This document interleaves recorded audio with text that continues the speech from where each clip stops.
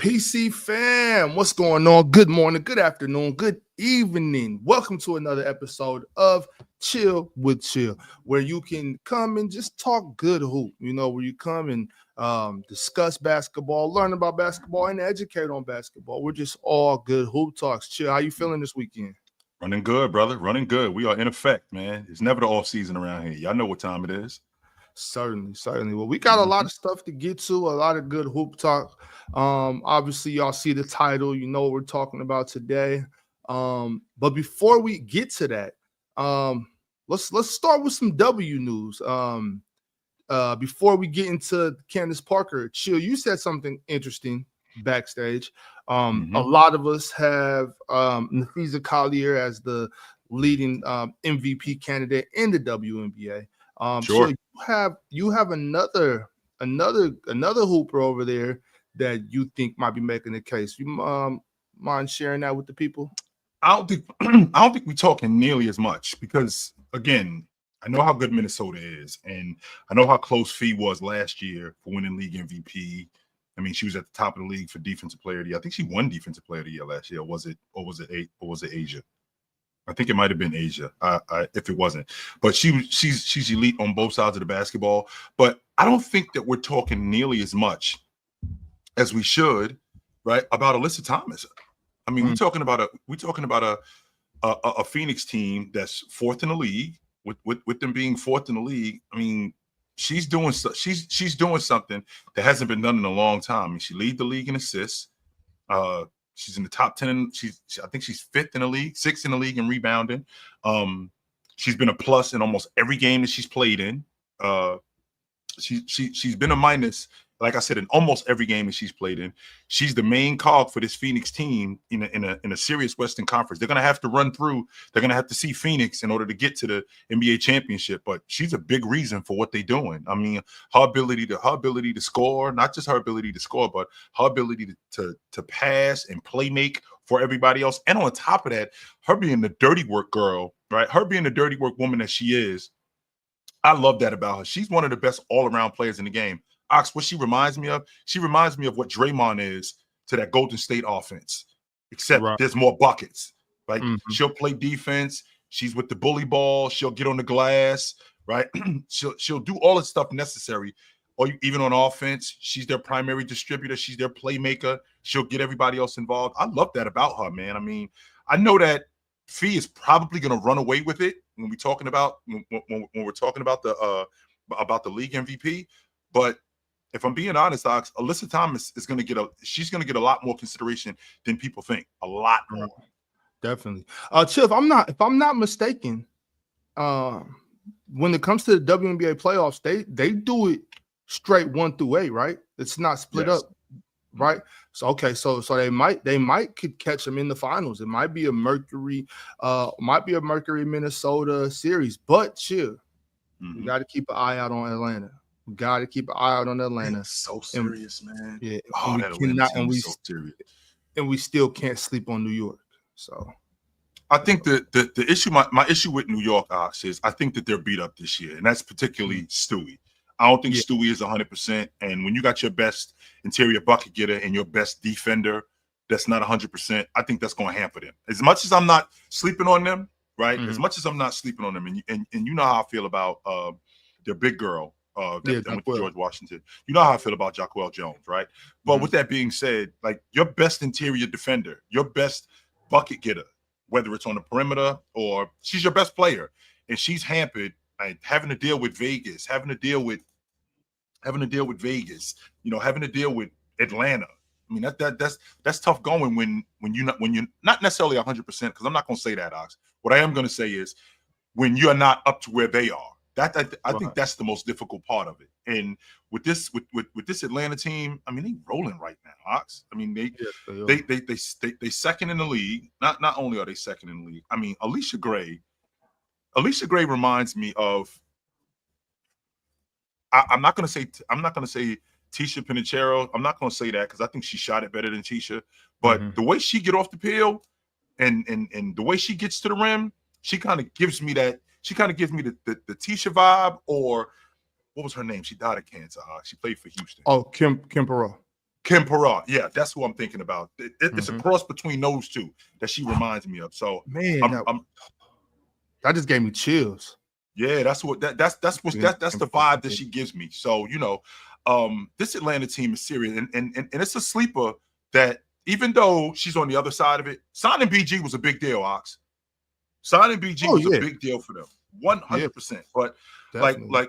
Brianna Jones, in addition to Brianna Jones and Alicia, I mean, this team is for real, yo. This Mhm. this this this this Atlanta team is the real deal. I mean, I mean, Ryan Ryan Howard. Howard, Ryan Howard is just something else, right? Mhm. Alicia, Ryan Howard, Jordan, Brianna, BG was a huge pickup for them, and they got their dirty work ladies too. Nas is a big time dirty work girl. And Maya is. I mean, they got 8, 9 girls, Ox. They Yeah. got 8, 9 girls over there. So I'm definitely not sleeping on Atlanta on any level. I I'm look not at this sleeping. team and I like how they put together. Breezy Jones. She's a vet. She's in there. BG. She's over the hill a little bit, but still got it. Um, I would have loved to see them two together. 5 years ago, like Mm. her BG and Breezy. That would have been really good. I really used to really like watching um Breezy Jones and Alyssa Thomas play together, not only in Connecticut but at Maryland back in college. That was a really good duo. But yeah, I mean, y'all pay attention, watch out, keep an eye on the W. A little bit more W news actually. One of the legends of the game, Candace Parker, who needs no introduction. We all know who Candace is. She came out and spoke on the shirts that the ladies wore in the All-Star game. The shirts, if you guys aren't aware, they had black shirts and it said "Pay us what you owe us" on the shirts. Candace Parker came out and said, y'all cannot come out there with those shirts of "Pay us what you owe us" and then do all that in the All-Star game. The All-Star game for the ladies this year was very lackluster. It was in Indianapolis, and it just kind of looked like a kid around pickup game. Not even, it looked, it was even worse than the NBA All-Star game, if you ask me. So that's what Candace had to say. Chill, how do you feel about that? To be honest with you, I didn't hate it, considering Aaliyah Boston saying, we had a game in 2 days. Okay, well, you had a game in 2 days. You didn't have but you had a game that day too, right? Right. And the All-Star game is supposed to be exactly that. This is what the problem is with the NBA All-Star game. The fact that you guys don't care about it. The idea of caring more about, I got a game in 2 days. Well, the All-Star game is for the fans. The All-Star weekend is for the fans. And I think that we live in a space, Ox, where these people, both the NBA and the WNBA, these people are so concerned with what other people think of them from the aspect of outside of basketball that it really that it really affects the game. Because I think that if they concern themselves more with their game, I think the competition level would go up, because I think that we get more back and forth. I'm better than you. Well, yeah, prove it. And not and I don't think it's in a malicious way, but just in a competition way. That's where we live, Ox. We live in this, we live in professional sports. It is competition. In the All-Star game, it's not a you go, I go, it's a us against you. And this, it's supposed to be the best pickup game in the world. The best pickup game in the world, whether it's the WNBA or it's the NBA. And when you say pay us what you owe us, to your point, Ox, if you want me to pay you what I owe you, you got to come to work. You don't got to Right. come to work when you feel like it. I mean, the All-Star game is one of the biggest, I think it's one of the biggest features for the league. And if this is, and these are the best players in the league, by the way. And if this is what you're putting out, and you want to, and you want us to continue to watch this, we can't. No, we cannot. So I'm actually with Candace Parker, because she comes from a space where the All-Star game meant something. She comes from a space where your game meant something. And I feel like where we live today in the social media era, I feel like it's taken away from your actual game, and it's throwing you off the track of what you're here for. I know you're here to make money. I definitely dig that part, that you're definitely here to make money. But I'm here to do it in conjunction with my game. I ain't here to do it just off the strength of me selling clothes or me selling perfume or doing ads. Well, I'm doing ads because of my game. That's why I'm in commercials, because of my game. And my game speaks for itself.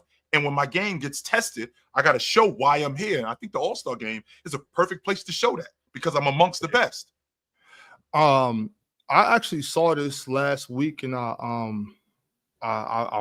commented on it on Twitter. And I got a lot of pushback. A lot of people, some people were kind of upset, because I just simply said that it was a spot on analysis from Candace Parker. I feel like this was a prime opportunity for the ladies of the W to show that we have more showstoppers than Caitlin Clark. Caitlin Clark wasn't playing in the All-Star game. I think this was a chance for them to show what most of us already know, that there's a lot of showstoppers in the WNBA and not just Caitlin Clark. And not only that, but it was also a chance for them to show that we take this very seriously. We take this even more serious than the guys in the NBA take it. Yeah. You know what I'm saying? Like that we've been talking about the WNBA, the NBA having lackluster All-Star games for a while now. If the WNBA comes out and they play hard and they play good basketball and they ball out, it's a comparison thing. Like, yo, they're actually playing over here. On top of that, just to my first point, Caitlin Clark wasn't playing. So it's just another chance for people, the casual fans, to make that narrative. Oh, well, they're nothing without Caitlin. We know that that's not true, but there are idiots out there that don't understand that they women start playing basketball when Caitlin got to Iowa State or University of Iowa. You know what I'm saying? There's people that believe that. You know what I'm saying? So it's just like if they I think every chance they get to prove like, oh, we can ball, I think they should show it. I don't think personally, I don't think the women of the WNBA have the luxury to be out here taking any days off. You know what I'm saying? They have there's no room. There's no room to have off days when you're on the basketball court. You got 2 days before you got to play. That's part of the grind. Y'all want them big dollars? You got to grind. You know what I'm saying? And the league, what are they on, year 27 or 28 right now? Yeah, they showed up in 96. Yeah, so it's kind of like at this at this point, it's like you gotta come on. You gotta come with it, because now you got a lot of eyes on your brand. I think it's time. Every chance you get, you got to go out there and play ball. So I think Candace Parker was spot on with that, Chill. Well, Ox, you mentioned this to me a long time ago. I mean, how'd you find out about Scottie Pippen? Because the Bulls had a dude on their crew that was awesome. So you watching them, and while watching them, you find out, they got this other dude on the crew that's really good. Well, the way we can find out about the rest of you is that the All-Star game is a perfect place for that. Caitlin Clark isn't even here, so we can find out about the rest of you guys. Right? We could find out how good the rest of you actually are if you would come out and just display that, as opposed to, Ole, well, what you look like is the product that we can't stand as it is. That's what you're doing right now, instead of coming out and introducing yourself to the world and letting everybody else know who is Alicia Gray, who is Aaliyah Boston, right? Who is Alyssa Thomas? Who are these women? Well, come to find out, these women are really good. But then you come out and you do that, and I think that you definitely squandered a golden opportunity in that particular situation. Yes, you sir. That's a fact. But moving on from the W talk, y'all, I got a couple lists. We got a couple lists to share with y'all, and I want to get your take on the Chill. I want to get the chat. I want y'all to get involved, and y'all just let us know.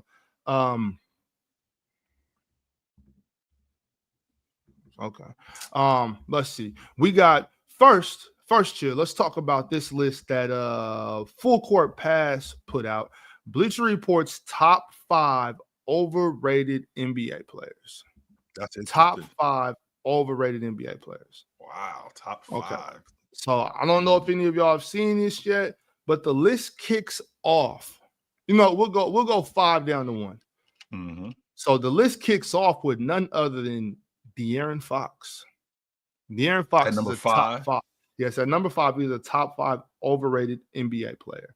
I was not expecting to see Foxy's name on this list. I actually think it's quite the contrary. I think he's underrated, but I do too, Ox. I do too. I mean, he might have had a down season last season, And I won't argue that. Yeah, he definitely had a down season last season, but I mean, I'm not sure. I wasn't 100% sure. Like we did the point guard list, and it was Shea, it was Luka, it was Curry, it was Brunson. Then after Brunson, then it gets tricky. It's let's see, Trae Young, Foxy, Cade Cunningham. I think he's in that space. I think he's in that space today, right? But this is a dude who he's been in the top 10 in the league in scoring. Not only has he been in the top 10 in the league in scoring, he's been right outside the top 5. I think he's third amongst or second amongst point guards in scoring. One of the better distributors in the game. I still think that he's a really good distributor at 5-6 a game. One of the best downhill guys. What happened in Sacramento last season when y'all came off of that season, when y'all went to the playoffs, when y'all lost in Game 7, what happened there? You were actually piggybacking and going to get better the next season. Foxy came out early and ended up getting hurt, and I think that kind of threw a monkey wrench in what you guys were trying to do. And once that happened, that kind of made you guys go the other way. But I don't think Fox is overrated at all. I think you can make I can make the argument that De'Aaron Fox, like I said, getting downhill, getting to the rim, one of the better point guard defenders in the game. One of the best scorers in the game, one of the best clutch point guards in the game. Can light it up. He had a 60-point game followed by a 59-point game or something like that. I mean, De'Aaron Fox, I definitely think that he's arguably a top 5 league guard in the game. The idea that he's overrated, nah, I ain't buying that at all. And he's a better defender than most of them, but yes, whatever. He better than Brunson on the defensive end. He better than Curry on the defensive end. Yes, he is. Yes, he is. He's better than SGA on the defensive end, and he better than Luka on the defensive end too. Oh, yeah. For him to have a down season last year and his numbers be 24, 6, and 5, I think it's kind of yeah. You know, but hey, that's the vote. That's the list. That's the list. You know what I'm saying? But when I say down season, I mean he ended up going over to San Antonio, different system. He ended up getting hurt, so I think that affected his game a little bit, and he still was trying to figure out where he was with Wemby. And I think this season we're going to see a different. I'm not going to say a different Foxy. Let me rephrase that. This season, we're going to see the Fox that we saw a couple of years ago. I think he's going to get back to that all-star, all-NBA Foxy. Well, Chill, you know what else? I just got to be honest. I got to call out the casuals because people pretend like they were watching a lot of De'Aaron Fox, but we know the truth. We know the truth. But now that he's playing with Wemby, maybe people will check him out. I guarantee you, Chill. What people are saying about De'Aaron in August, they won't be saying about De'Aaron in March. No, they will not. That's all I'm saying. We're about to find out all the people that were pretending to watch De'Aaron Fox, and now they will watch him, and they're gonna be like, "Yo, this dude can play basketball." It's actually gonna be kind of laughable. I can't wait for these conversations in De'Aaron to change. It's gonna be so funny. But at 4. Austin Reeves. Well, it depends on where you have Austin Reeves rated, right? Is it because he plays for the Lakers that they think he's overrated? Is it because he plays with Braun? They think he's overrated? I don't think he's overrated because I don't think he's a top 5 shooting guard in the game. Could you make a case for him being a top 10 shooting guard in the game? maybe, but I think he's a solid look. Yeah, I think he's a solid shooting guard. I think he's definitely a 15 to 17 a game guy that can create off the dribble, can knock down an open shot, deficient on defense. We're not really he's not our go-to guy like other two guards like Devin Booker, like Donovan Mitchell. Now he's not that good, right? Like I think Bradley Beal is better than him today. That I don't mean that in I think Bradley Beal is better than him today. So I mean, it depends on where you have him rated. I don't think he's overrated. I think that you guys are looking at him because he plays for the Lakers and he plays with James that he's overrated. Well, where do you have him rated at? I don't have him rated that high. So I just think he's a solid two guard, and I think he's a guy that you can build with if you're trying to win. I think he's that kind of player. Right. I think so as well. I think he's what I will say, Chills, I think that he was being overrated at the end of the 2020 23-24 season. They were saying he was going to be an all-star, this and that. I think he was, but I think he lived up. You know what I'm saying? I think he lived up. So with that, we're talking about the Lakers. Apparently, the chat is saying that Luka finally signed that extension, 3 years. What was it? 3 years, 165. Okay. They're saying it's a 2 deal. + 1. Is that a player option or a team option? I'm sure it's a player option, right? Probably a player option, sure. Yeah, definitely a player option. I'm sure. 3 Yep. year 165. Shout out to the Lakers. Shout out to Luka Doncic, man. Go ahead and secure that bag, Luka. Happy for I'm you. feeling that. Yeah. Yeah. So that's 55 a year. Yeah, a little over 55. Yeah. I'm feeling that with it. And I think that they're looking at that from the aspect of how many more years do we have with James? I think this is the last year of James in Los Angeles, whether he retires or whether he moves on. I think this is the last year for him. And I think that the Lakers move on with Luka, and I think that they start to build around him. But Luka isn't exactly clear on what they're doing, which would explain why he didn't sign a 5-year deal. This is a 2-year deal with an option. This is a 3-year deal with an option after 2. Because again, what he wants to see is how you guys are building this unit. He wants to see what kind of pieces you have. I would not be surprised, Ox, in the next couple of years. Because I'm telling you right now, man, this Dallas thing isn't over. Don't be surprised if Dallas doesn't win it within the next 2-3 years. If Nico gets canned, they make a push to see if they can get Luka back to Dallas. No way. Don't be surprised. No way. Luka can't go back there with those owners, the new owners, because I think they're the main ones behind the move. Yeah, they might be. But yeah, shout out to Luka. I'm sure Luka's gonna come up again later on in this conversation we're having today, y'all. So I'm pretty sure this conversation isn't closed. But let's get back to this list real quick. We have De'Aaron Fox, 5th most overrated player. Austin Reeves, 4th most overrated player. And at 3, this is one that I can finally agree with a little bit. And that's Triple J, Jaren Jackson Jr. Well, when I think about Jaren Jackson, you know how I feel about bigs that don't rebound. I got a huge problem with that.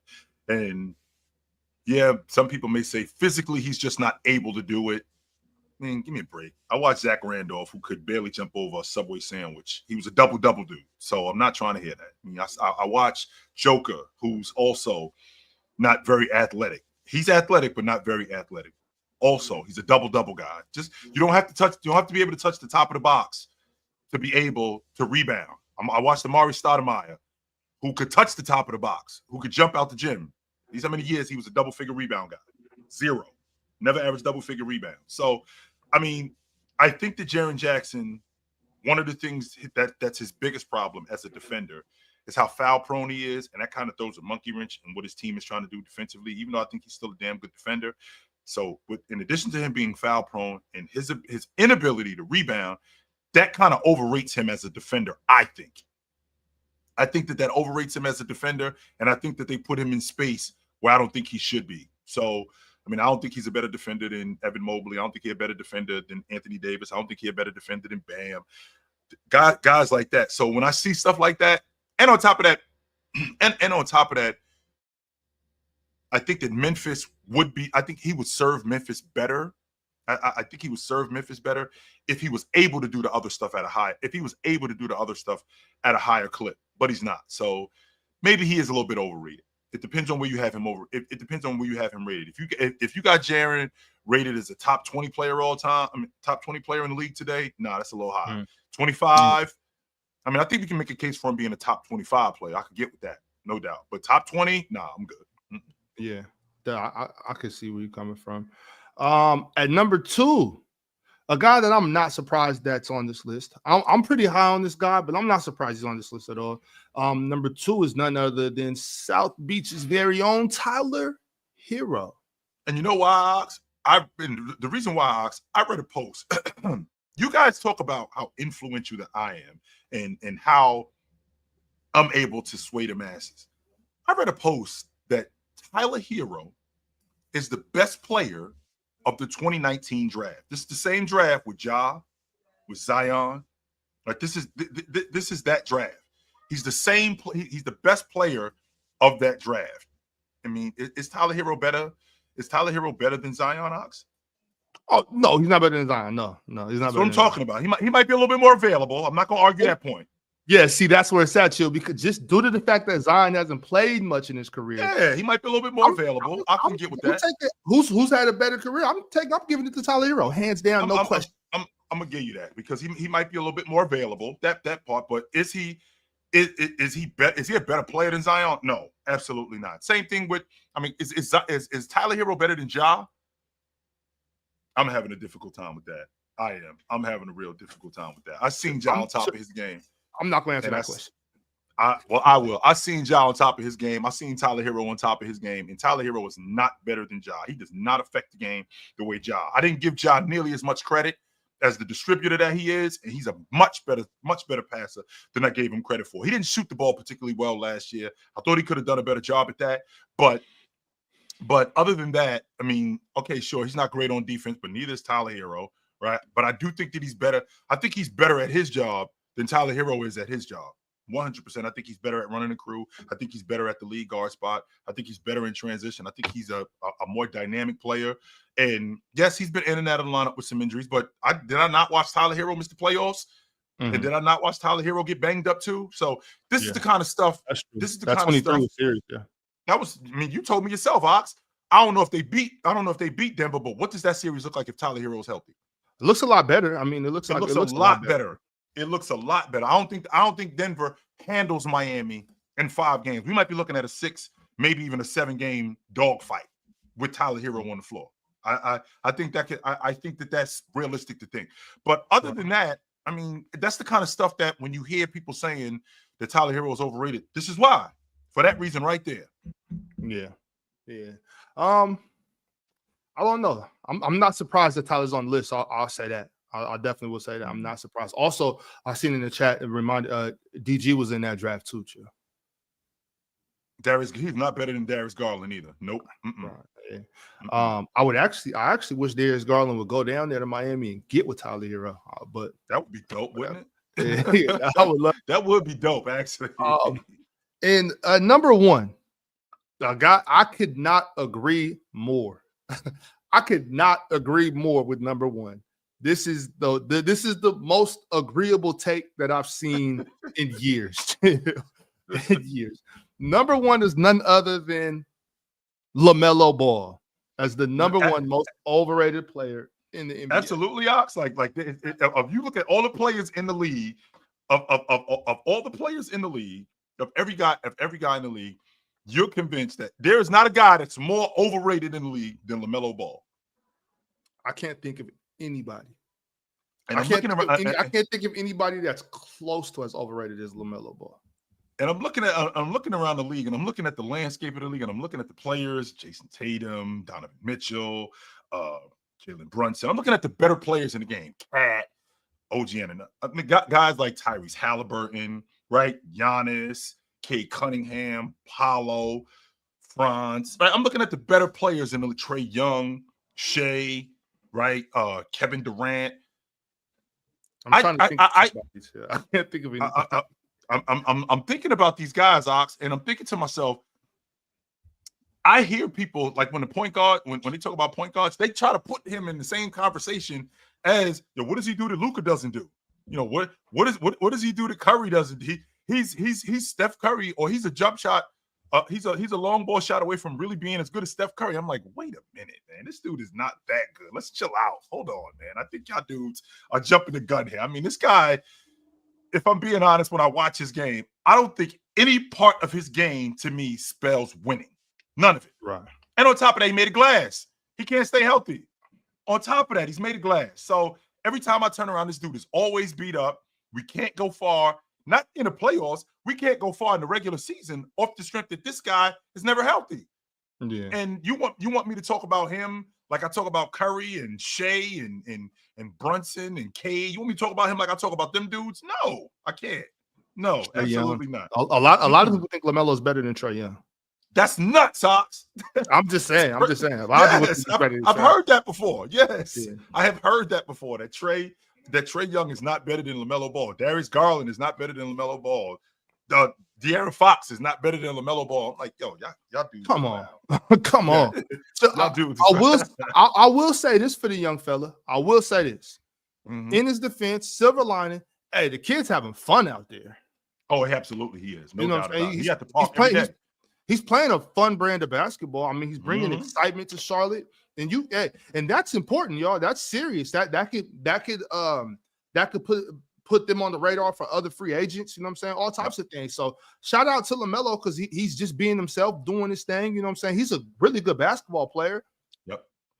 But extremely overrated. Extremely overrated. 100% extremely overrated.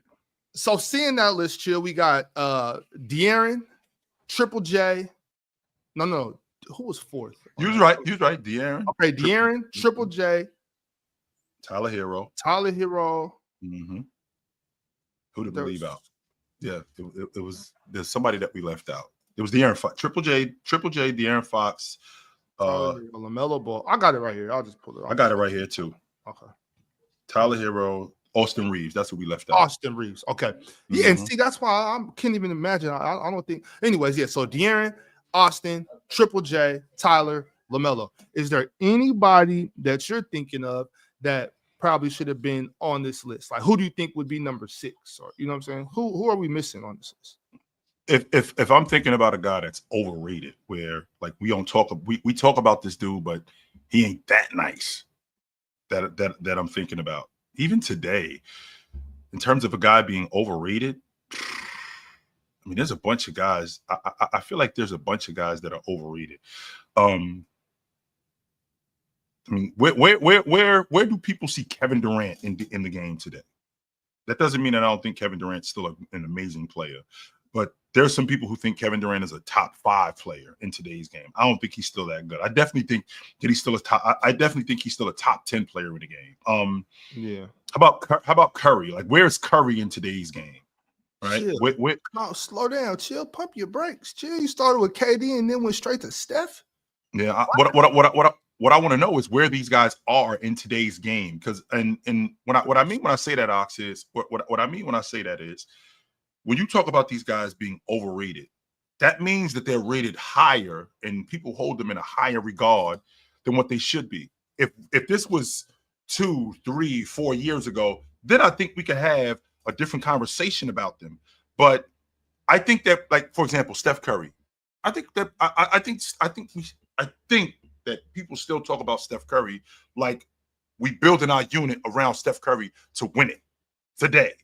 Like, I don't think he's still that good. I think he's still damn good, but I don't think that I just don't think he's that good anymore. But I still think that he's damn good. I still think that he's one of the better players in the game, but I just don't think he's that good. So when you're talking about overrating a guy, that's what I mean. Like, where do you see this guy in regard?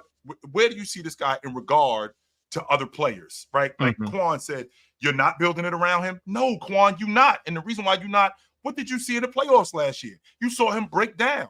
That's the thing that you have to worry about with him. And the reason why you got to worry about that with him, because he's old. I can't build my foundation around something that's old and that's going to break down. I can't do it. I can't do that. And that's what Steph Curry is. He's at that space. He's in that place in his career. That doesn't mean that he still can't play, because I do think that he can still play. I think the problem is that because it's Steph Curry and he's always going to be a superstar. I don't think that there's anybody that thinks that he's not going to be I don't think that there's anybody that doesn't think he's going to be a superstar until he retires. But I think that there's people who still think that he's always going to be Steph Curry. And he's not always going to be Steph Curry. In fact, I don't think that this is the same Steph Curry who was a league MVP. He was first team All-Pro, and he was leading teams to championships. He was that Steph Curry. Well, we're in a space now where, he's starting to break down and he's getting a little bit older. So because he's getting older, they still look at him like 22 Steph Curry, 21 Steph Curry. He's not that anymore, but he's still damn good, though. Still damn good. Sure. Do you see this question? Since is it fair to say that we can't build around JT because he broke down? JT had no significant injury history before that breakdown. I mean, in fact, since you brought that up, Cheese, since you brought that up, Cheese, because you consistently challenge me on Jason Tatum. Can you go tell the people what Jason Tatum was before that injury? because I can tell you what he was. He was an Iron Man. He very Mm. rarely missed games. Very rarely missed games. In fact, he was playing 70+ games on the regular. That was absolutely happening. 100% Right. that was happening. So with that being said, we can't. I can't say him and Jason Tatum are in the same category. Now, moving forward, because this injury is what it is, now we might be looking at a different Jason Tatum. I don't know. That part I don't know. But up until this point, before the Achilles, he was an Iron Man. He very rarely missed games. He was always in the lineup, always. Right. So no, that's that. I don't think that that's the same thing. As far as the Kevin Durant and more so KD is, as far as the KD thing goes, he's still a great ball player. He still has things in his bag. He's even involved in his game a little bit more after he maybe lost a little bit of a step.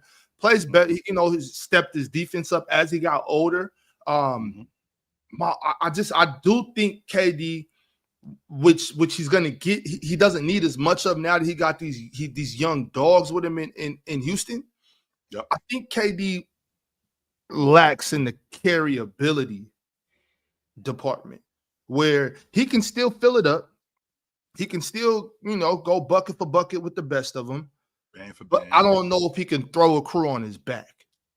I don't know. I don't know if he, and with that being said, I don't know when the last time KD had that. I'm not sure. I'm not sure if I would necessarily ever put KD in the carryability category and rank him very high. You know what I'm saying? Which isn't a knock to his game. You know what I'm saying? He's still one of the best, especially of his era. But I won't call Kevin Durant overrated.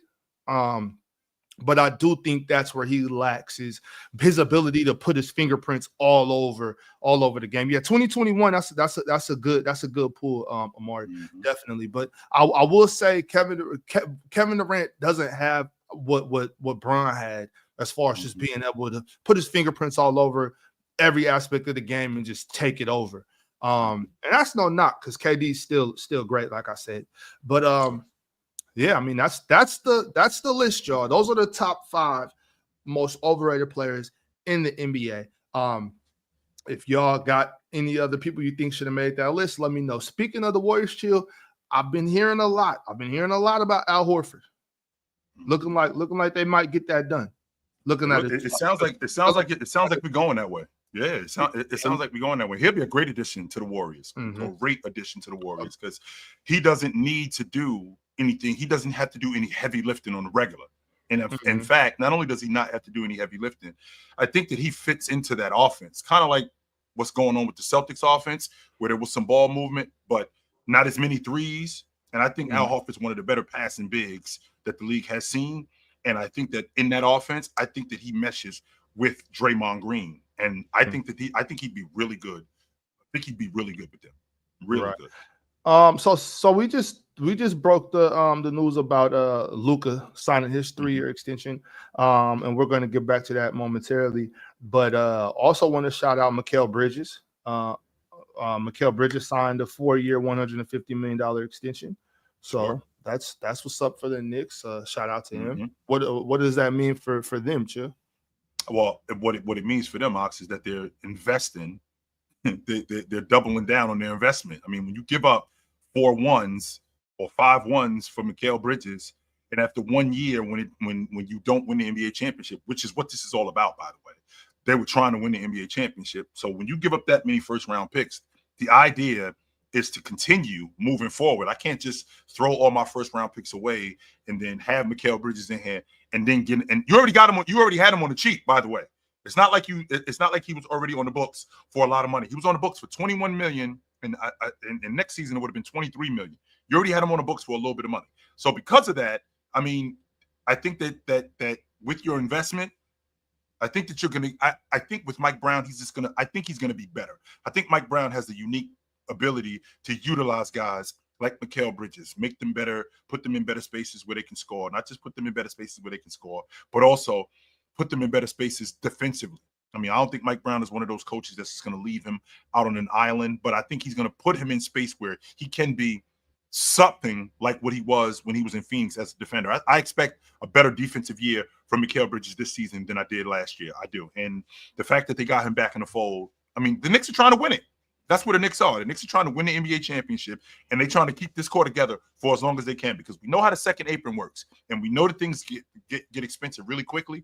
In places like New York, they can absorb things like that, but they can only absorb it for a limited amount of time. So I think that they're trying to. I think that they're trying to win this thing right now, and I think the goal is within the next year, 2 years.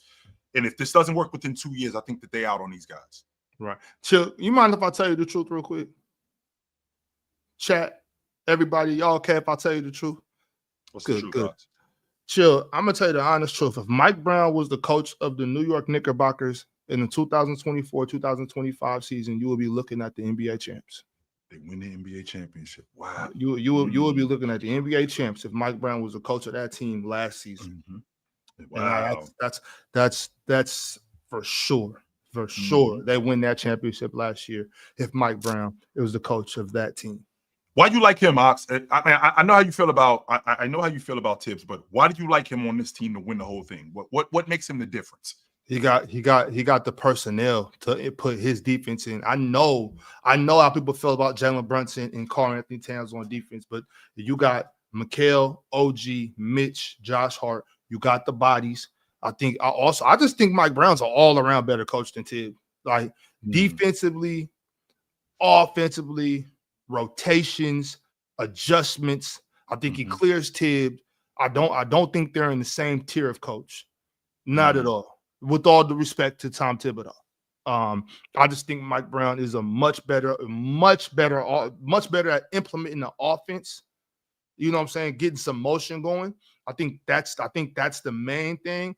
But also, I think Mike Brown goes to his bench a little more often.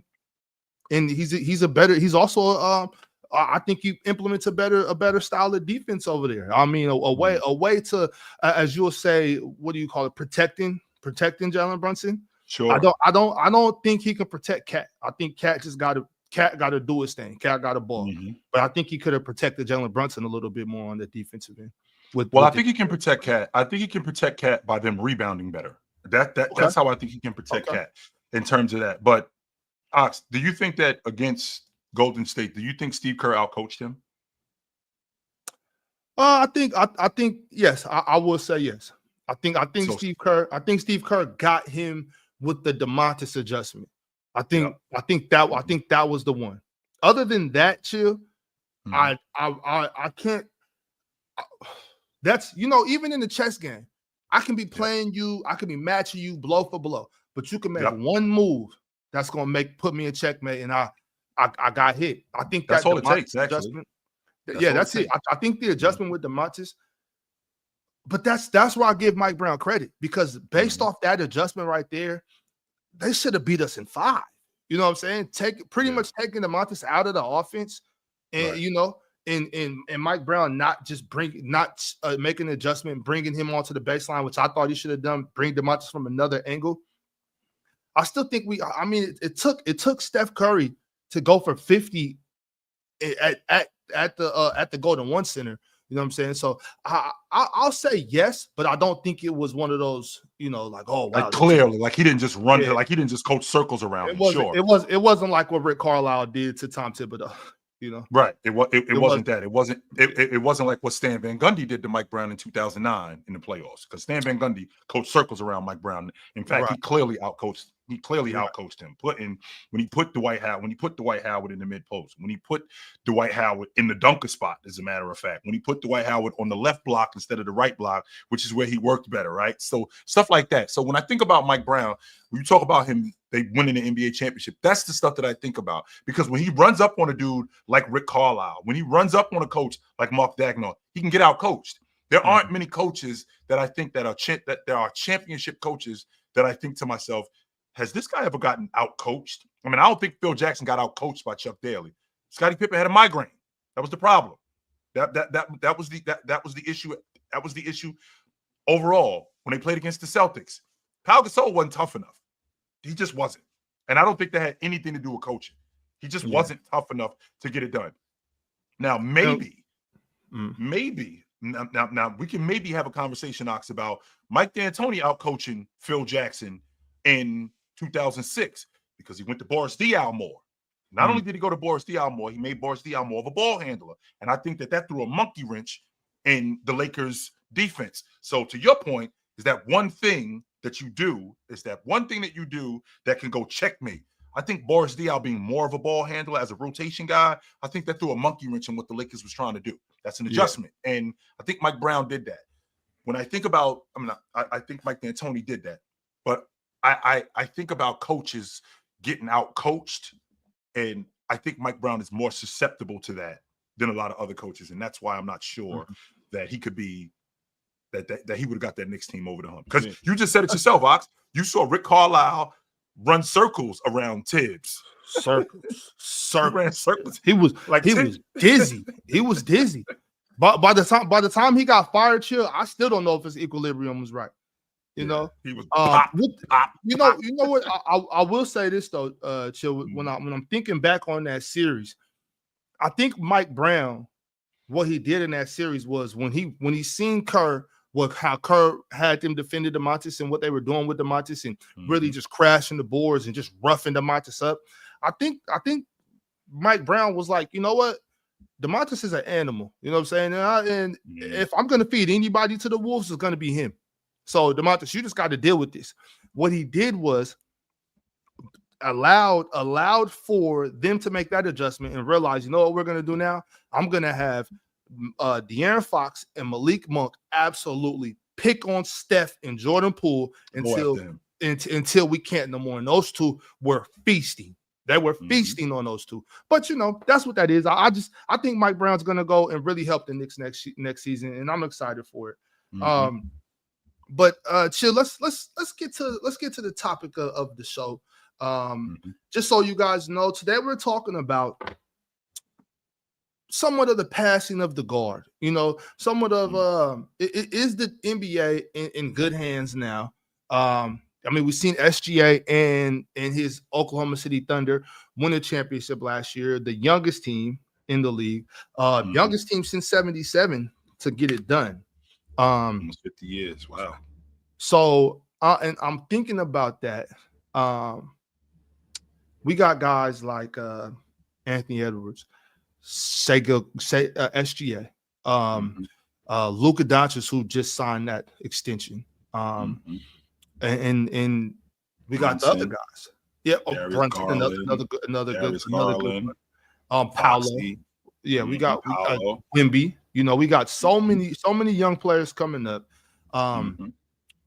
And we got LeBron James. We got Kevin Durant. We got Kawhi Leonard, Steph Curry, James Harden, Russell Westbrook. These guys are kind of coming to the LeBron end. James. Yeah, I said Bron. Yeah, I said Bron. Okay, well, I'm sorry. Yeah, I don't know if we should say Bron yet. But but you know, he might be here as long as SGA for all we know. But but so I'm just curious to know, is the league in good hands? I mean, it is. You know, real quick, I'm reading up on, you know, just doing quick research as I can while we're, you know, mid show. And well, the chat actually brought this to my attention, so I looked it up.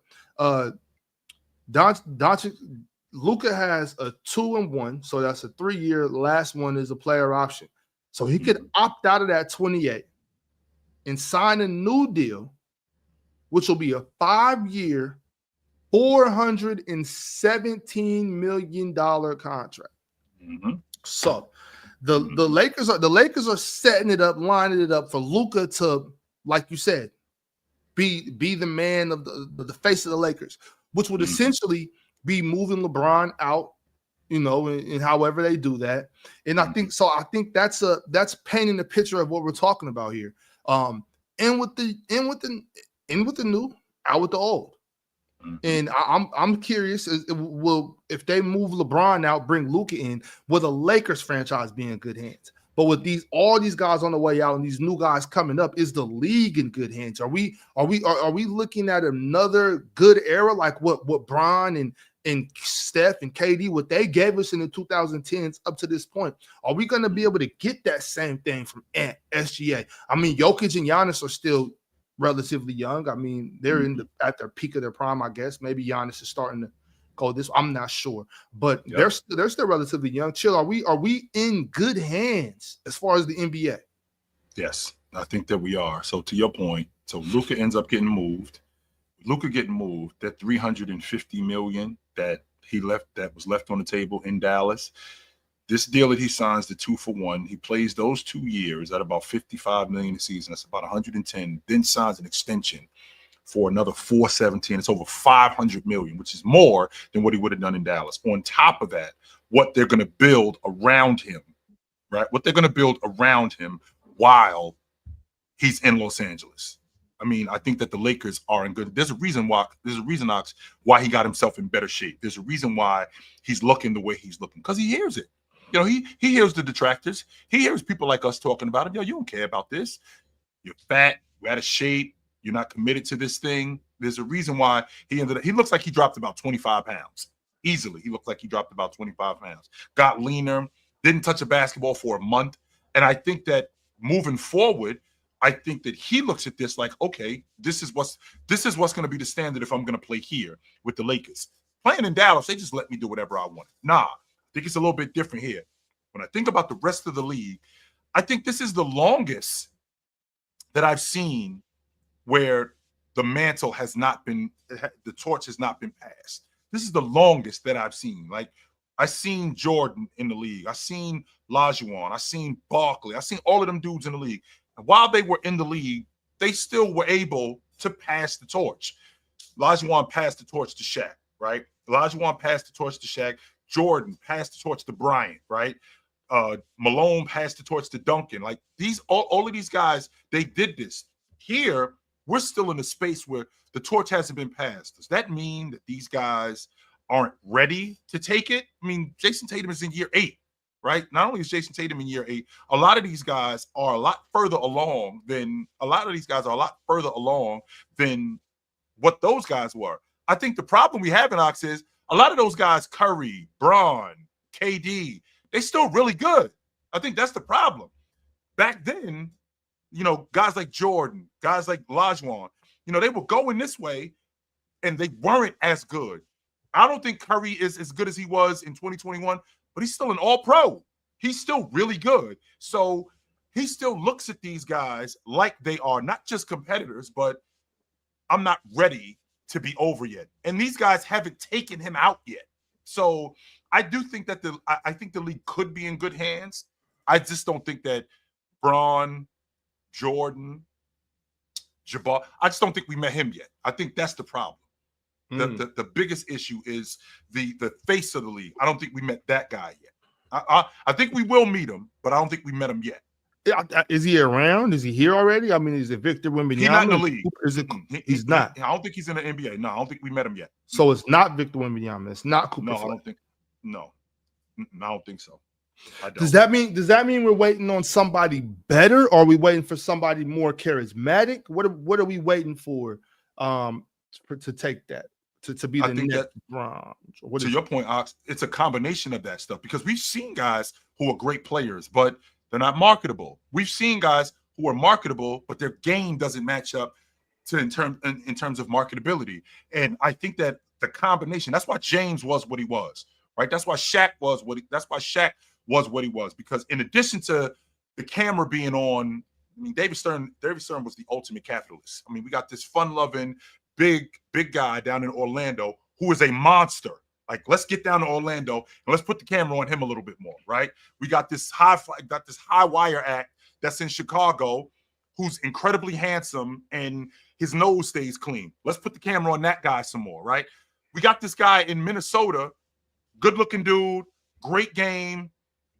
He got a lot of rough edges around him, though. I mean, you seen him talking to the president of the United States. It's like, can we build it around him? Is that the guy we want to build it around? We got this kid up in Boston, incredibly good-looking guy, got a great game, but doesn't really seem like he wants to be that guy. So I think that a lot of these guys that we've seen at that space, to your point, Ox, it was a combination of the two. Charismatic, good-looking, had the game, marketable. I don't think we've met that guy yet. And I think we will. I just don't think we met him yet. Okay. Yep. I don't know, Chill. I think SGA might fit a lot of the criteria you just laid out. I think he You know what I'm does. saying? I mean, I think he's, I think he meets that. He's a great basketball player. He's very well in front of, well spoken. As they say, in front of the camera. Seems like he's media trained. Handsome young fella. You know what I'm saying? Yep. Won a championship. Has good supporting teammates. Doesn't get in much trouble. Seems to be kind of a family man. I don't know if he has kids. I believe he just got married. I'm not too sure. He's got got a son. Okay. Got a little man. Yeah, you know what I'm saying? Might want to mute the mic when Pops gets on the mic, but Michael, Pops a little wild. We got to get Pops in the corner, and we got to talk to Pops. Pops, chill out, yo, because Pops straight from the hood. Yeah, no doubt, Pops straight from the hood. But so was James's mother. James's mother was like that too. We had to get Alicia on Mom too. Like, Mom, listen, we love you. We got to chill you out a little bit. You're a little too wild, Mom. So I mean, with all that being said, and also, and I don't think being Canadian is an issue at all. You know what I'm saying? Like, Canada's it's right here. It's the same shit. You know what I'm saying? Like, it's in America. It's just North. They do the same thing in Canada that we do in America. You know what I'm saying? Like, it's the same, y'all. Toronto is right over the border. It's right there. It's not that big a deal. So I think Shea fits all the criteria you laid out, except for not being in a big market, except for him being in Oklahoma City. Now, if he were down south, maybe 2 hours in Dallas, maybe it might be a little easier. You know what I'm saying? Oh, well, Houston, I think might be a little easier. But I think Shea pretty much fits everything you laid out. I think he could take that, you know what I'm saying? Especially if they repeat this year. Well, with that being said, and to your point, the guys that you talked about, charismatic, good looking, got the game to match, all of that stuff. And Shea is that guy. Is he one of those dudes that I look at and say that over the next 5 to 10 years, that's the face of the NBA? Could he be that? I mean, I think that's the question that needs to be answered more than anything. Because I mean, I see him in the commercials. I see his game. I mean, it 100% works. I just think about how long these guys do it, and can these guys do it for a long period of time? Because that's what the face of the league is. The face of the league isn't a guy that's here for a year, 2 years. Right. Nah, these dudes are around for a long time. Like, we grow up on these guys, right? Yeah. In addition to growing up on these guys, their game matches where we see them making deep playoff runs for a long time. So I'm not saying that Shea doesn't have the tools. I just think that when we're talking about being the face of the league, that's in the conversation for being the best to ever do it. And that other stuff comes into play when we're talking about that. You know what, though, Chill, when I think about it, the one thing that I think, and I hate to have to say this, y'all, but just got to be honest, he might have a little too much humility. You know what I'm saying? He might not be arrogant enough. You know what I'm saying? And that's where a guy like Anthony Edwards comes in. You know what I'm saying? Like if we had a little bit more Anthony Edwards in SGA, right, and a little bit less Anthony Edwards, and a little bit more SGA in Anthony Edwards, if we could combine the two, it might work. Yeah, exactly. It's like you got guys like SGA and Jason Tatum, two guys that have won rings. They fit all the criteria that we just named out. Yeah, but then you got guys like Ant and LaMelo, where it's like, if these two guys could, if you know what I'm saying, if we could just mix these two with these two, it'd be perfect. It'd be perfect. You know what I'm saying? So I hear what you're saying. I do got to say this though, Chill. I think Cooper Flag, if Cooper Flag's game can be at that level to what it's supposed to be, the main event, if it could be that well, then I could see that for Cooper Flag. And what I could also see is the NBA kind of facilitating that, helping facilitate that. He signed the Puma, right? Or New Balance. Mm-hmm. Puma, New Balance, one of those. Mm-hmm. Puma, you know what I'm saying? I could see maybe Puma trying to get in there on how, Nike did, I don't know. I could see Cooper Flag though. Cooper Flag, he fits the criteria. And I think not to be political or anything like that. I think the NBA could use an American white player that's Ox, we've been looking for him since Bird. We've been looking for him since Bird. Bird left in 1982. That's 35, almost 35 years ago. We've been looking for him since Bird. Is it Cooper Flag? I don't know. I'm very interested to see that because I would love to meet him. I 100% would. I would love to meet him. So we'll see. We'll see. 100% we'll see. Well, that's crazy. So I forgot about Bronny. You know what? Real quick, y'all. I'm sorry for being an L host, but let me just remind y'all really quick. Tomorrow at 11 a.m. Eastern time, if you are looking for some good football talk, I'm talking about top tier football talk, football knowledge, this is the place to be right here on the Players Choice channel. You will come here tomorrow at 11 a.m. Eastern. You will find J-Rob, Bama, Swiper, all the top football minds in this space. So don't be late, y'all. Get here, come check them out on the press box for good, just good overall NFL football talk, y'all. Make sure y'all be here. Let me run through a couple of super chats, y'all, and then we'll continue with the show. Kendrick Collins sent a super chat, said, if you're GM, would you want your $50 million investment going hard and get hurt in a game that don't matter? Just a question. I agree with y'all. Yes, I would. Because he's not going to, if you think you're going to get hurt, you're going to get hurt. It's that kind of mentality right there. Like, why am I doing this? Well, you're doing it because it's your job. Two, it's moving the game forward. And if that's the kind of stuff that you're worried about, then there's no reason for you to be out here. I can't play worrying about getting hurt against the best competition, by the way. Like, I'm not at the park showing up at a pickup game where like some guys that can't play.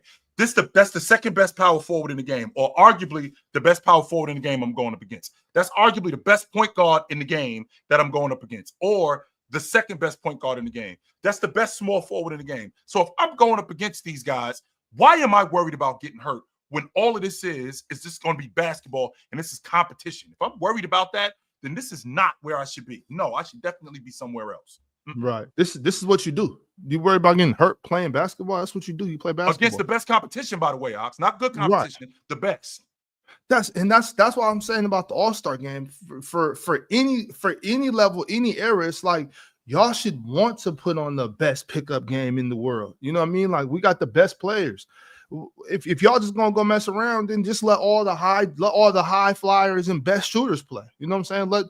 Let John Collins and Malik Beasley, let those guys have at it. You grab just the best shooters, best dribblers, best jumpers, not the best basketball players. Y'all just go have fun, put on the show. Let the Globetrotters get the All-Star game. You know what I'm saying? If that's what we doing, they do this shit a lot better than the NBA players do. You know what I'm saying? Yes, they would. If that's what we doing. Plus, I resent the notion that the game doesn't matter. I do too. I've always like. What do you mean it doesn't matter? I've always resented that. Like the All-Star game is a big deal. It always was a big deal. It's the best pickup game in the world. That's what it's supposed to be. It's supposed to be the best pickup game in the world. And to be honest with you, Ox, for a long time, it was. Last I checked, I mean, did Dwayne Wade break Kobe Bryant's nose in the All-Star game? I mean, that's what was going on. And he didn't do it purposely. It wasn't like he did it on purpose. But I mean, this is the competition level that we're at. You're not kicking my ass. That's not happening. And if I gotta bust your face to prove it, then I will. That's just what it is. So, I mean, I think that we live in a space where a lot of these guys, they don't let their games do the talking more than they let other things do the talking. And I think that's what we live today. That's why the All-Star game is what it is. Right. Super chat from Teddy Hart. Other than Ben Wallace, how many undrafted players turned out to be unquestionably better than Austin Reeves? Averaged 20 plus as the starting shooting guard of the Lakers is no small feat for an undrafted guy. Did he average 20 a game? Close to it. If he didn't, I know it was close. I think it might have been like 18, but I'm not sure. Maybe. I mean, like I said, I don't think Austin. I think the problem with Austin Reeves, he did average 20 a game this season. Yes, he did. He averaged 20 a game this season. I think the problem, which is much better than what he did last year. It's an improvement to what he did last year. I think the issue that people have with Austin Reeves is because he plays for the Lakers and he plays with James. If he played somewhere else, it wouldn't be this. We wouldn't be. In fact, we might be talking about him in a way different manner. Way different.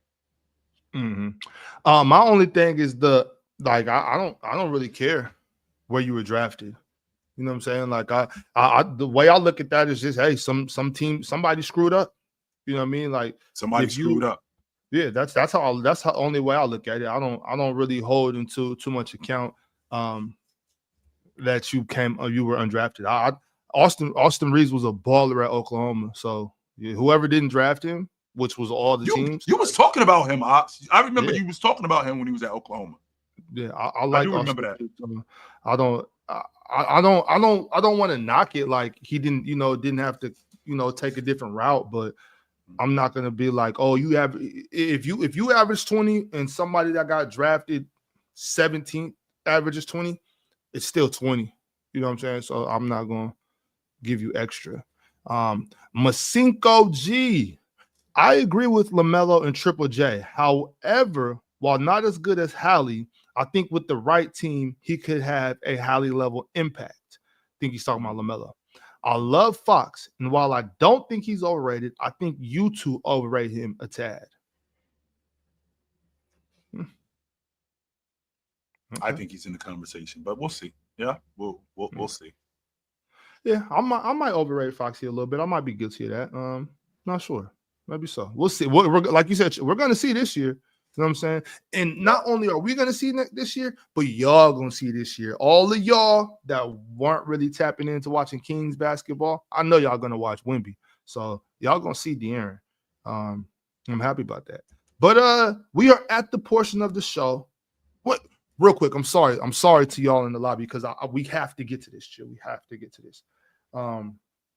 I want to just run this down and y'all, we'll make it quick. I'm about to get to y'all in the chat. I see y'all. I mean, in the lobby, I see it's 5 of y'all back there. That 5 is probably all we're going to get to. So please don't click the link late now, y'all. Probably won't be able to get to y'all. But chill. Real quick, before we do get to the lobby. NBA.com's top 10 players in the Eastern Conference. Mm-hmm. Let's just run down the list real quick, and if you agree with it, disagree with it, anybody should be out, anybody should be in, anybody should be higher, anybody should be lower. You know the deal, regular thing. Yep. Okay, let's get started, y'all. In chat, if you saw this list or if you're just hearing it for the first time, let me know how y'all think about it. Respond, talk about it in the chat, y'all. At 10, Trae Young. At 9, Karl Anthony Towns. At 8. Jaylen Brown.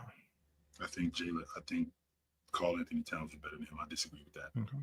So this is going into the season because Jason Tatum and Hallie are both not on this list, y'all. So this is going into the season. At 7, Evan Mobley. Mm-hmm. What the hell? Yeah. At 6, Joel Embiid. Right? Joel Embiid. Yeah. Maybe they know something we don't know. Maybe he's healthy. He might be ready to go. Y'all in trouble. Mm-hmm. At 5, Cade Cunningham. Mm-hmm. At 4, Paolo Banchero. Mm-hmm. Is it Banchero or Banchero? I thought it was Banchero. Okay, Banchero. Okay. Mm-hmm. At 3, Donovan Mitchell. I think he should be ahead of Jalen Brunson. Well, Jalen Brunson's at 2. Mm-hmm. So you think D Mitch should be 2? Do you think D Mitch should be 2, or do you just think he should be better than Jalen Brunson? I think he should be 2. If I look at this list, Donovan Mitchell is the second best player in the Eastern Conference. Yes. And number 1, no surprise, y'all, Giannis Antetokounmpo. Yes, I'm good with that. Yep. I'm comfortable with that. Yep. All right, y'all. Well, that's it, man. That's the list in the East. Top 10 players: Giannis, Jalen Brunson, Donovan Mitchell, Paolo Banchero, Cade Cunningham, Joel Embiid, Evan Mobley, Jaylen Brown, Karl Anthony Towns, and Trae Young. Then Cat should be higher too. Yeah, Cat definitely should be higher. So he's better than 9th? Yeah, you said he was much better. He should be. I think he should be ahead of Jaylen Brown. I think he's better than Mobley too. Yep, I'll take him over Mobley today. That's as far as I'm going. What about Trae Young? He's good there at 10. No, I think Trae Young should. I think Trae Young should be higher. If I'm looking at this list again, I mean, what Jaylen Brown did last year, this season, going into this season, he should be higher too. Yes, definitely should be higher. All right. Well, that's the list, y'all. Let me know how y'all feel about it.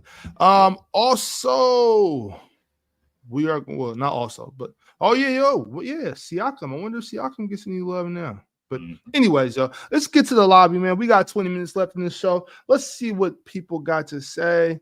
Yes, cheerio. Peace, Mike. See you next time. We got somebody here in the lobby that we haven't seen for a little while. Let's get him up here. My man Marcus from 626. Yo, Marcus, what's up? What's up, man? Can y'all hear me good? Yep. Yes, sir.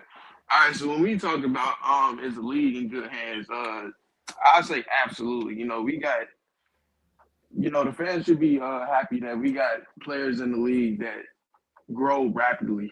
People like Paolo, people like Wemby, people like Anthony Edwards, who else? Even people like the Mid Thompson, like these players are growing rapidly year by year, and they're not even close to even scratching their prime. So just imagine, just use your imagination for when they get to their prime and how they'll be. Yeah, I can get with that. Yeah, I can definitely get with that. There's guys that are a lot better, faster than what we saw in the past. So absolutely. Yeah, but there's also guys that we saw in the past that got better over time quicker than others. But yeah, I think the league is in good hands. I don't think that there's guys that are in the league today that won't be able to carry the league moving forward. Yes, I think for sure. Really good hands. Mm-hmm. For the face of the league thing, I don't think people want it to be Shea. I think almost everybody wants it to be Ant, because I think over the past 2 years, I think they wanted the Timberwolves to make it to the finals or potentially just win the whole thing because of Ant. I don't think like what y'all said. I think Shea is a little bit too. He's a little bit too wholesome. Yeah. Is that the problem? Is he too Grant Hill? Is he too Madison Avenue? Isn't that crazy? Isn't that crazy though, Marcus? Isn't that what we should be promoting? Shouldn't we be promoting wholesome guys, family men? Right. You know what I mean? Absolutely, but I think fans look at ratchetness like Ant and say that that's the only thing that's real. So that's the thing they gravitate towards. No, they don't. They do not. No, they don't. No, they don't. I think controversy sells a little bit, so that I think they don't mind putting a guy in there that could have a little situation. You know what I'm saying? Right. So if that's the case, then why didn't the league look higher at Dennis Rodman? Then I mean, Dennis Rodman was a fantastic. Because he ain't had a game. That's too much. He ain't have what? Because he ain't had a game. What game was that? I mean, he was the best defensive player in the game, the best rebounder in the game. What do you mean? Volume score. I'll say so. So that's what you got to have. So you got to be a high flight. You got to be a bucket getter. That's it. No, that's not it. But you got. What else is it then? You got to be one of the superstars. Okay. Dennis Rodman led the league in rebounding 7 straight years, and he didn't make the All-Star team. Yes, he didn't make the All-Pro team. He was on the All-League defensive team while that was going on, and on top of that, he was a controversial guy. But in fact, that controversy almost got him kicked out the league. Yeah. I was just watching. Fans don't love that. They don't. I just saw the clip chill of when and Dirk Nowitzki was talking about it. Mark. So they don't like Allen Iverson. Mark was talking about it, and they were talking about when they signed Dennis Rodman to Dallas, and just how much of a wild ride that was for the short time he was there. It was wild as hell. It was 25 games or something like that. It was no reason for him to be there. Nah. Mm-mm. No. So you mean to tell me they didn't like Allen Iverson? They ain't like him as much as they did Shaq. Okay, what about John Morant? They ain't like John Morant? They don't like him as much as they do SGA. Really? Yeah, really. You think when he was having his buzz, when he was having his buzz in 2022, people would rather have SGA than John Morant? So 2025, so 2025 SGA or 2022 John Morant? Yeah, not comparing them as players, but comparing. You just said it. Okay, so the buzz. Let's talk about the buzz. Let's just talk about the buzz, for example. The buzz that John Morant had and the buzz that SGA has. 2025 SGA, 2022 John Morant. Who do you think the people want more? Who do you think the people? I just told you. I just told you who they don't want. So I was Shay. I would say this. I will say this real quick. I think kids like both SGA and Ja. I think kids like both of them, but the people that are spending the money on the league, the people that are going to be sitting close to the floor, I think they prefer SGA because of it. Yeah, because of his humbleness and put togetherness. Yeah, I get with that too. But all right, Marcus, we got to get moving, man. Appreciate you pulling up as always. Right, hey, man, don't be a stranger, man. I got you.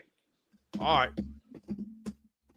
Yeah, chill. I don't know. It's the whole face of the league conversation is always a little confusing. It's always hard to gauge because you just never know that what the powers that be, what are they looking for? Because you would think that the powers that be will be looking for an SGA, Jason Tatum type of guy.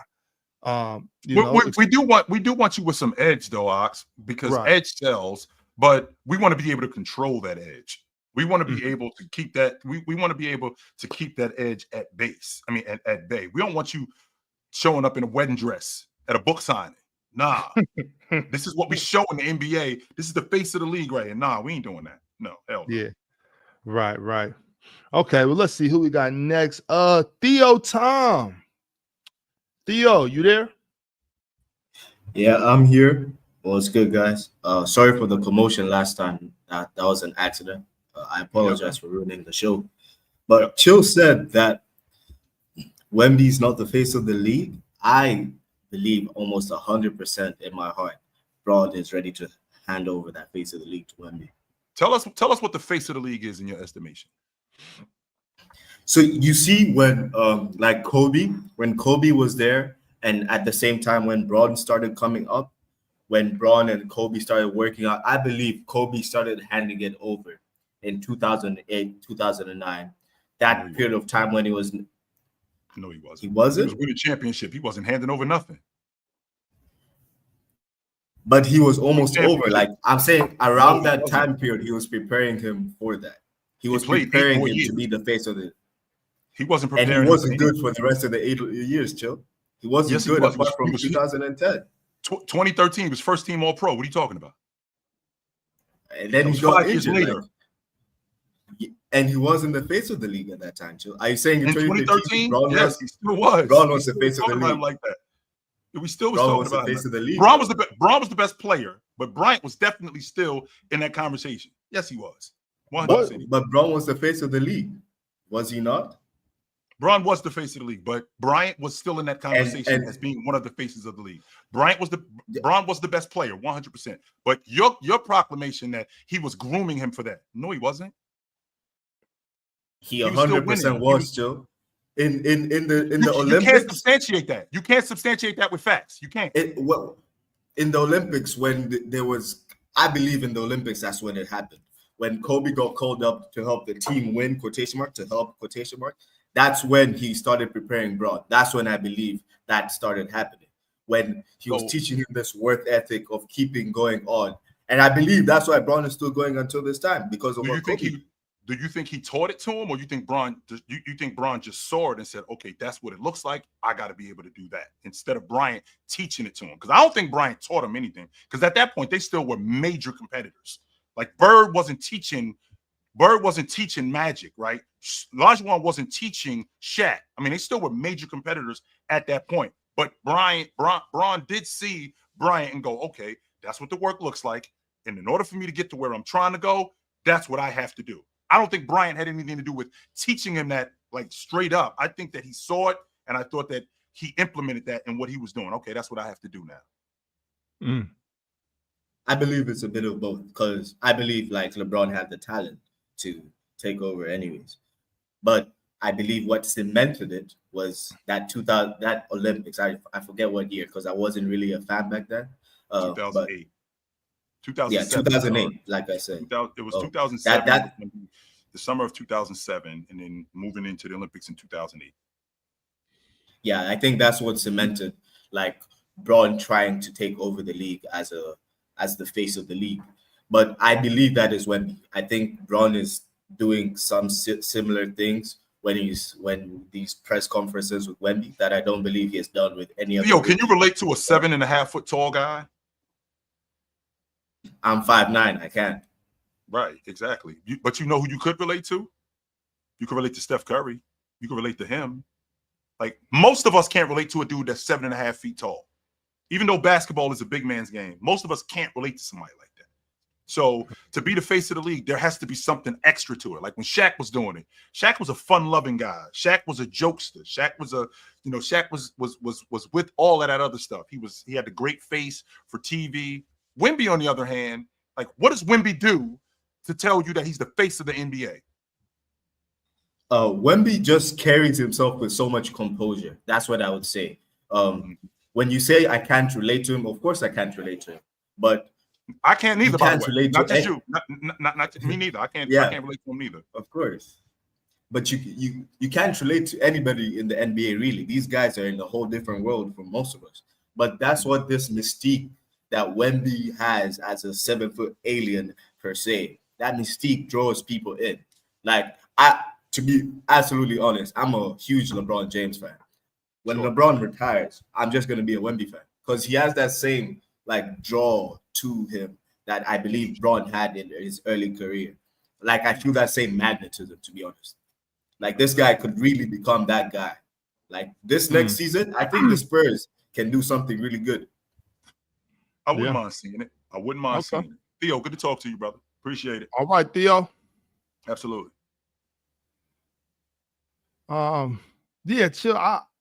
My thing is, how much does relatability? That's crazy, Ron. How much does relatability factor into being the face of the league? Because to Theo's point, most people can't relate to any of these NBA dudes. These dudes 6'7", 6'8", 6'9", 6'11", just huge, and just ridiculous athletes and stuff like that. So I think what Shaq did was made himself approachable. You know what I'm saying? Like, comfortable in his own skin. Yeah, he was had fun. Showed love to the kids. Like, to the time when I met Shaq Chill, I was like, damn, he talking to me like I'm, you expect these guys to be like, oh man, what's y'all, little man? I'm busy, stuff like that, man. Shaq was like, what's up, man? I'm like, whoa, like, yo, this is Shaquille O'Neal. You know what I'm saying? Like, so like stuff like that, I think goes a long way. Giving kids your wristbands and how people throw their jersey. I think stuff like that goes a long way as far as just being so not even so much as being relatable, but being approachable. You know what I'm saying? And just being an everyday guy. Like how they talk about Kyrie when Kyrie goes into facilities and he's saying what's up to everybody, shaking hands, showing love. I think that type of stuff goes a very long way. You know what I'm saying? Not feeling like you're too good to talk to people, And I think people love Kyrie because of that, because they can relate to him. Like, Kyrie looks like a dude you'll run into on the street. That's who Irv looked like. He looks like a guy that if you've seen him on the street, he'd say what's up to you. Like, if you ran into him in the mall, he'd say what's up to you. And to your point about Shaq was the same way. We would be places and Shaq would just want to go to the mall in the middle of the day. I'm like, Shaq, you can't do that, man. They're going to shut the mall down. Like, we got to stop acting like you're just an everyday dude. But he wanted to be treated like that. At 7 foot, he wanted to be treated like an everyday dude. He did not want to be treated like he was a big deal. Yo, I'm just a dude. That's it. Right. All right, y'all, let's keep going through the lobby. We got Leaf Diggy coming up next. Yo, Leaf Diggy, what's up? Y'all can hear me? Yeah. Y'all can hear me? Yep. All right. Before I start this off, bro, Bobby, chill, man. Y'all, listen, I'ma just let it be known, man. Listen, everything that y'all represent up here, man, has been on A1 plus 100,000, 100 million. As far as like basketball and basketball knowledge and everything that go forward. But Bobby, I will let you know, I'm the most darkest person out you ever gonna meet in your life. I'm telling you, bro. Not just in skin tone, not just in attitude, not just in motion, not just in aura. I'm the darkest human being that you are ever gonna meet in your lifetime, bro. I'm Is this why they call 5'10". you the Brim Reaper? No, no, no, no. This is for that shit that you said the other night when we was on Breeze page, and I heard you, bro. Like, and I'm gonna let you know, I am the fist. I've always been that. I've always been, and I'm darker than Chill. I'm darker than you. I'm darker than all everybody. Ain't no He light skin in me he at all. celebrates his black man. He celebrates his blackness. That's who he is. That's who Leaf is. Ain't no Leaf, light skin in me at all, ever. You and y'all, it That's y'all is. ought to know that. It Leaf, I is. called you light It, skinned No, and it stuff. ain't. No, it it ain't. is. Yes, No, it it ain't, is. Chill. No, it ain't, Chill. Like, And you ain't got no, and you ain't got no footage of it, and you ain't got no evidence of it at all. It's not. yes, you do. Leaf, I I'm gonna don't even show know what No, you're I you. talking don't. about, bro. I don't think I, I don't I think I've promise No, you, Leaf, there was somebody in your family sneaking in the slave quarters. I promise you that, Leaf. I promise you that was I going don't think on I listen, questioned your on your darkness or bloodline. anything. but it ain't rub off on me. That's the only thing that you need to know. It All didn't right, rub off on me.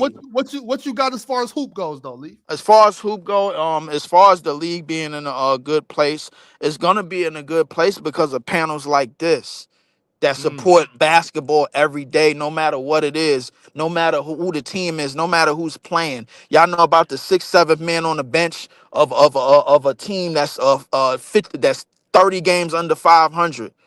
You know what I'm saying? Or 20 games under 500. It's gonna be because of y'all, the real basketball knowers, bro. And the second that the machines that that been the machines that's been placed behind LeBron James and Steph Curry, when they leave this game, a lot of people on Twitter ain't gonna know what to do. They ain't gonna know who to follow. They ain't gonna know who to be a fan of. They gonna be looking at it both ways like they crossing the street, looking to be a fan of some player actually than standing on something and standing on actual business. The only problem with all of this is that the NBA, and like I told Chill years ago when we first met, and when it comes to the young talent of the NBA and when it comes to promotion, the NBA is bad at what they do. They've been bad at it. This is the reason why LeBron and Steph is still around. Because when it comes to promotional machines, that's all they know during the regular season. You always talk about the Laker media cartel. How about the LeBron media cartel? How about the Steph media cartel? That's all they talk about. How many damn TV games these dudes got, man? And you still thinking it's 2015 and they still promote and they still running to the finals like they've been doing 10 years ago. They not doing that shit no more. That's the goddamn problem. But when I say that Steph Curry, he's not what he used to be, I'm saying Steph Curry is washed. I don't think he's washed. I ain't going that far. I just don't think he's what he used to be. But if I let them tell it, Steph Curry is still Steph Curry from years ago, and you can still build a championship unit around him, and he can still be the man at 37, 38 years old. Oh, man. Oh. You know something, Chill, bro. With your voice being a little bit louder than mine, bro. Like I'ma always put pressure, and for starters, bro, I need to put pressure on what we talked about the other night with you and me, Fluid, bro. You got to clean this shit up with Kobe. You got to clean this up, man, because this is getting out of line. It's getting disrespectful. I told you that night, and I think Bobby might agree. Yeah, like for you to just allow you to just be the bouncer at the door for the last 4 years since the Jason Williams show, and just say, nah, Kobe, you can't get up in here, man. This is top 10 officiated. But then, but what happens is dudes that's playing, you allow all of these other fan bases to sneak behind him. This is what you did.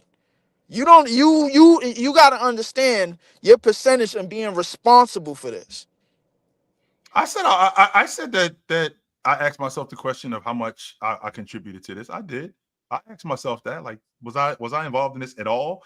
I don't know how much. I probably a small bit. That's why, like, when you say stuff like I got to clean this up, I mean, I ain't that big a deal. I'm not, because if I was, then I would be able to.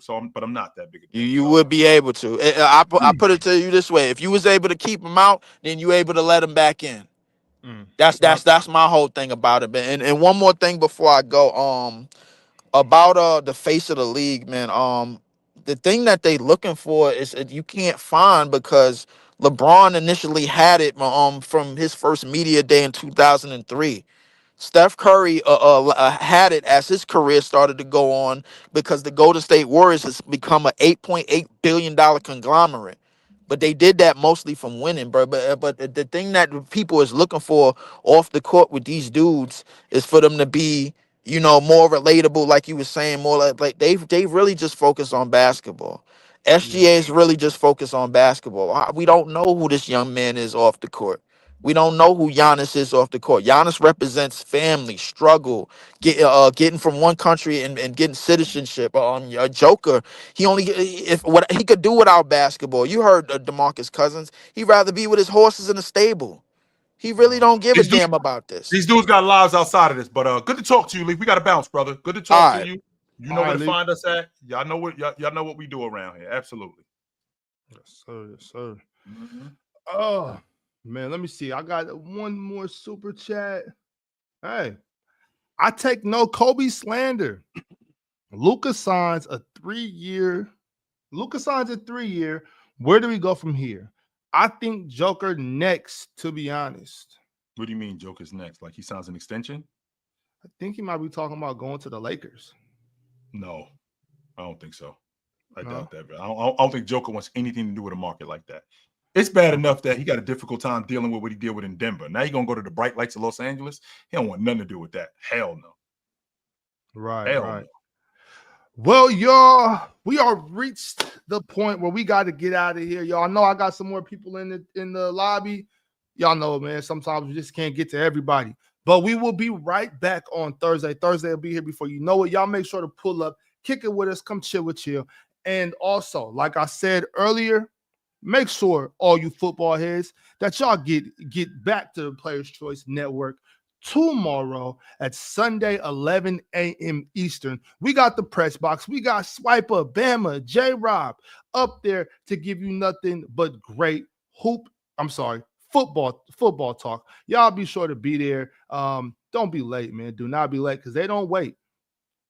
In the meantime, y'all know where to find us. We will be back here on Monday on the panel. Y'all know what time we get there. So see y'all then. Chill. Yes, we will. See you guys soon. Until then, put on a suit, drink water, don't drink and drive. Hey, man, call your mother. Well, last time you talk to your mother, call your mother. If you ever in the Portland area and you had too much to drink, get with my big fella right here. He'll make sure you get home. He got you covered. No doubt about that. We will see you guys soon. But until then, take it light, but take it. Absolutely, man. It's good to see you guys today. No doubt. Like I said, man, don't miss the press box tomorrow. Good football talk, y'all. See y'all on Monday, man. Never, ever drink and drive, y'all. Be safe. Love yourself. Peace. Don't do that. No, don't do that.